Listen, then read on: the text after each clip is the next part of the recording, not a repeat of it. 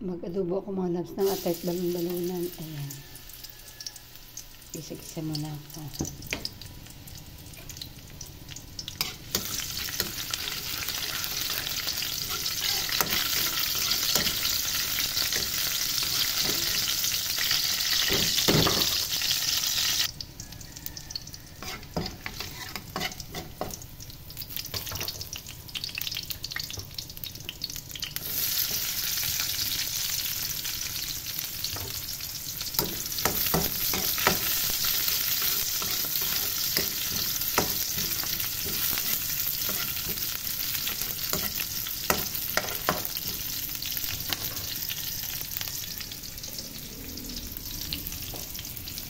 May halong kunting laman yung aking atay balon-balonan. Ayan.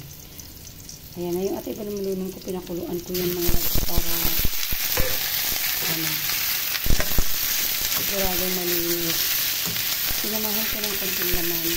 Kasi yung aking isang anak ayaw kumain ng atay balon-balonan. So, meron siyang kunting laman na kasama.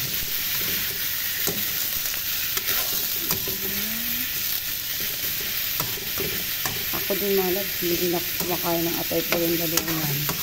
Yung anak kong isa nagmana sa akin. Yung isa kong anak, paborito naman tong atay balon-balonan. Pati mister ko. Yung isa kong anak, yung panganay kong anak, sa mister ko nagmana, favorite ito. Yung bunso ko naman, yung lalaki, sa akin nagmana, ayaw kumain ito. Diba? Yan, hayaan mo natin siyang mag-isa mga labs.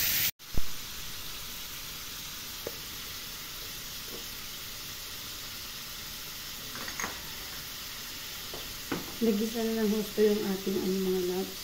Yung ating atay balon-balonan. Maglagay na tayo ng laurel. Then, pamintang buo.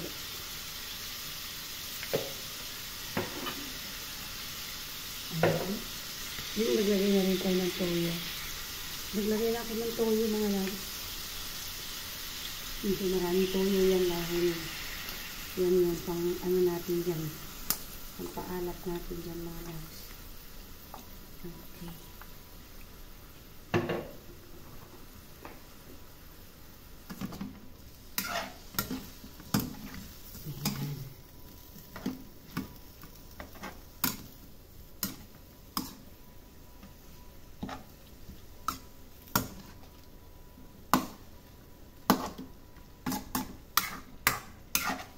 Ang baon ni Mr. mga labs at saka ulam namin sa almusal. Diba? Almusal, heavy na kaagad yung ulam.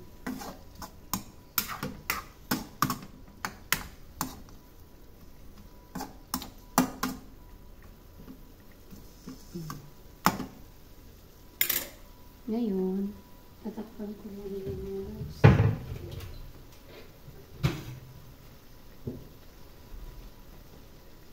Muna natin. May naiwan na puso. Ihalo ko dyan. Pampakain ng aso yan. Ayan. Halong-luin lang natin ng konti. Ayan. May maglagay ako dito ng mga labs ng Masarap sana to kung may Sprite. So, wala akong Sprite mga labs. So, maglagay tayo dito mamaya-maya ng asukal na brown sugar. Maglagay na tayo ng brown sugar. Kunti lang. Ayan.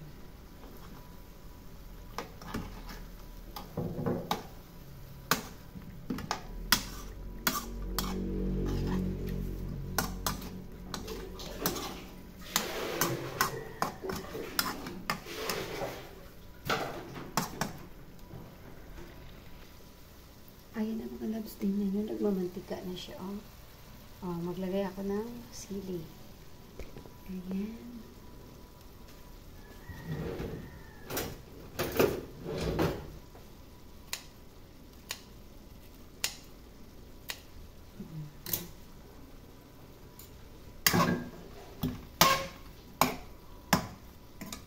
Isatin pa natin ng konti ang sili na yan. Yan. Haluin. Ngayon, maglagay na tayo ng suka. Kunting suka lang mga loves. Yan. Tama na yung suka na yun at hayaan mo natin siya diyang kubulo. Okay. Goods na mga loves Goods na yan ating luto. So, patay na natin yung apoy. Medyo maanghang siya mga loves.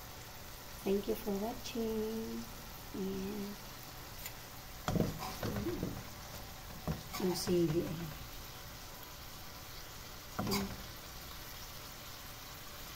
Okay, thank you. Bye.